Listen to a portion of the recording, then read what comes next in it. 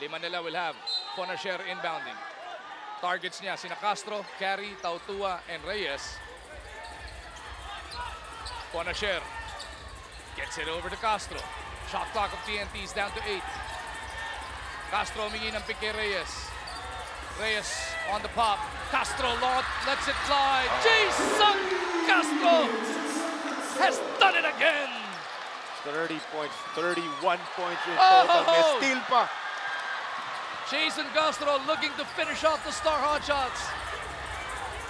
A booming triple and a steal. What will he do now? The Blur with 9 seconds to shoot. Attacking, going glass. Jason Castro is a man possessed. He just owns this dying minutes of this ball game. Jason Castro, one of those players na he let him hold the ball. Papabaya mo siya. Bahala ka what you want to do with the ball. Jason Castro. First, it was a huge triple and then a steal on the defensive end. Clean swipe. Ganda ng pagkatapos. And then pagtawid niya ng bola dito, kanya pa rin. Sinabi mo nga, hayaan mo siyang dumiskarte dito at nilamon niya ng buong buo yung depensa ng Star Hotshots.